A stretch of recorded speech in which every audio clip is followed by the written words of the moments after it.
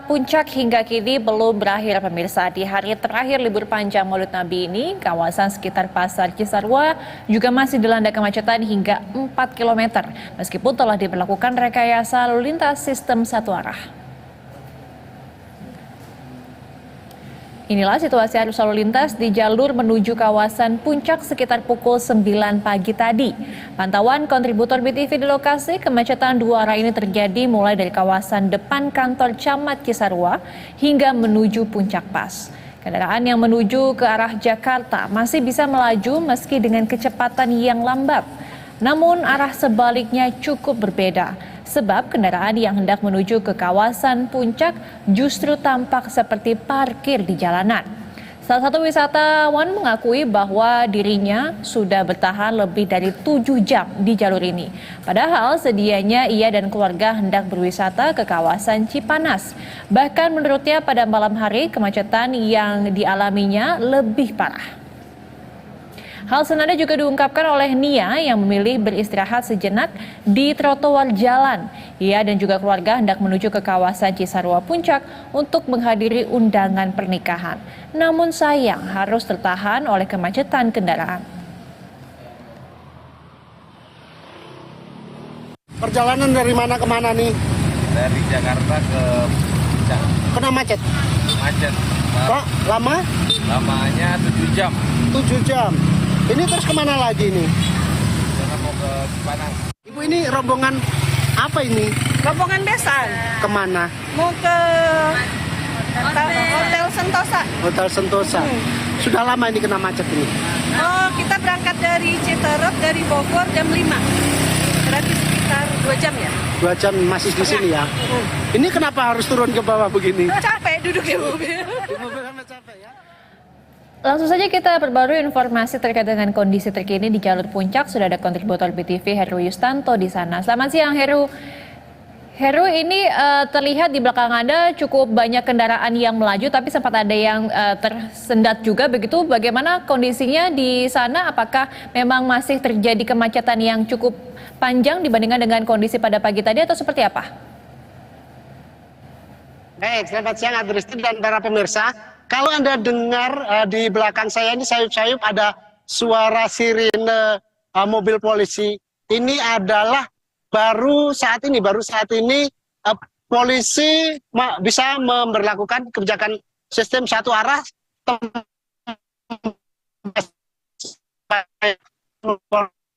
Dan kita lihat kendaraan juga mulai melaju, sedikit melaju.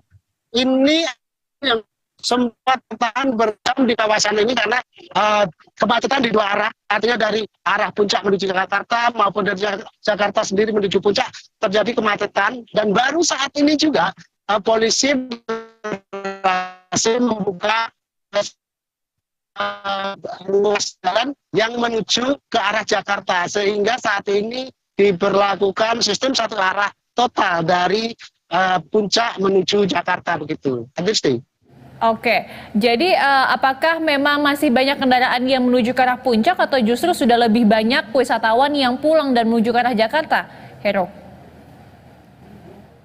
Baik, untuk kendaraan sebenarnya kalau saya pantau adalah masih lebih banyak kendaraan arus balik menuju Jakarta. Artinya ini adalah kendaraan sisa dari kemacetan yang terjadi semalam sehingga menumpuk dan sekarang ini baru berusaha urai ke bawah. Untuk kendaraan yang menuju ke atas, sebagian sudah ditahan di Gadok dan sebagian yang sudah masuk ke wilayah Puncak ini sudah dipinggirkan begitu. LSD.